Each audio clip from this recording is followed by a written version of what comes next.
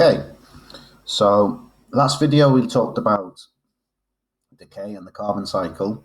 I'm going to skip a bit here. I'm going to go down to this thing here called eutrophication, because we talked about this imbalance in the carbon cycle due to human activities such as burning fossil fuels, combustion. And eutrophication actually is connected to human influence as well. So we're going to have a look at eutrophication. Now, word of warning, you don't actually need to know the term eutrophication for the exam board, but there's no harm in learning one more word. We don't have enough to learn already. And eutrophication normally takes place where there is still water, generally not rivers and streams, because that's flowing water. We've normally got kind of a situation where the water is generally quite still and stagnant, so more so ponds and lakes.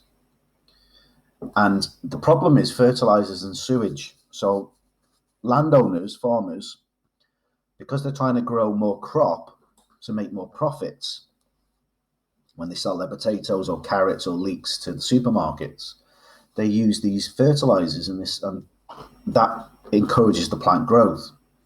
And some factories basically plants pump out sewage into waterways, and when this rains, these fertilizers can get washed into the ponds and lakes, or sometimes the sewage can make its way into ponds and lakes through natural water systems like brooks and streams.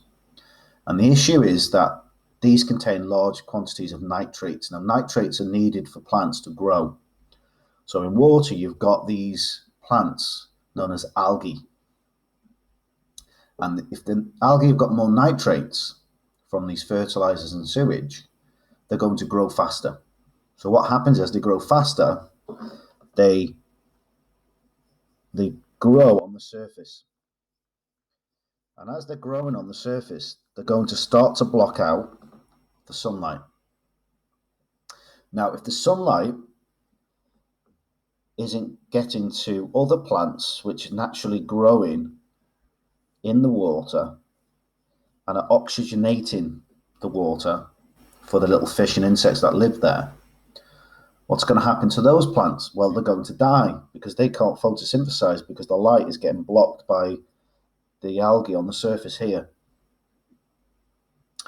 When these plants die, the bottom of the ponds and lakes, there's a sediment. It's like a sludge, and there's lots and lots of bacteria there. And of course, we know from the previous video that they're decomposers. So what the bacteria does, it decomposes the dead plants, and they use up the oxygen from the water. So the more dead plants, the more decomposition, the more oxygen that's going to be taken out of the water. So what happens is the oxygen levels drop, and they drop to a certain level where it's too low, and large animals like the fish then start to die.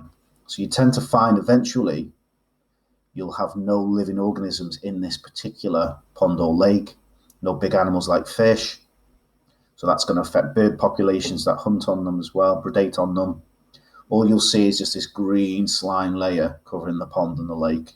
Bacteria having a field day, but the fish are going to die off. So that's called eutrophication. It's because of human influences, again, imbalance in the system because of fertilizers and sewage. Thank you.